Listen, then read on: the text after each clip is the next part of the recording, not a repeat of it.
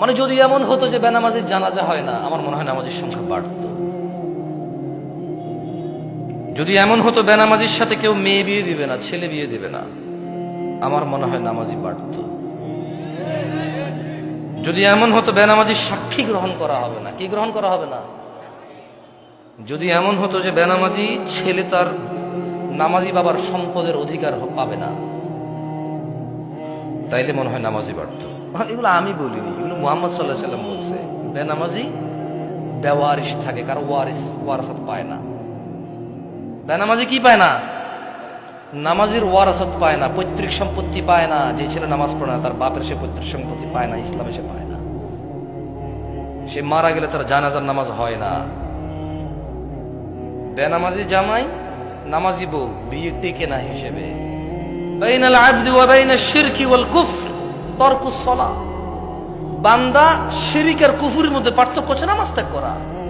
তো বেনামাজি নামাজি যদি বউ জামাই হয়, টিকবে না তো, থাকবে না এই সংসার। খুব সিম্পল লজিক। আপনি যেদিন হাদিসকে এভাবে দেখবেন, ওই দিন আপনি মানুষ হতে পারবেন। আদারওয়াইজ ওয়াজ শুনতে পারবেন, জুমায় যেতে পারবেন, খুতবা শুনতে পারবেন, কিচ্ছু হবে না।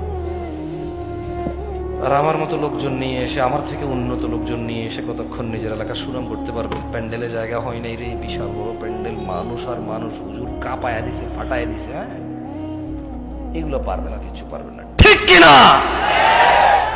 এই ঠিক কিনা? যতবার কমো ততবার ঠিক করবেন আপনারা, অভ্যাস হয়ে গেছে। কি ঠিক, এটা তো আমি কিছু বলি না, এমনি ঠিক লাগছে। মানে আপনি মনে করতেছেন যে আমি আপনার ঠিক বা ঠিকের উপরে ডিপেন্ড করে এখানে কথা বলবো? জীবনও না। তাহলে আমাকে আওয়ামী লীগ করতে হবে অথবা বিএনপি করতে হবে, নেতা যা করছে তা, বুঝলেন না?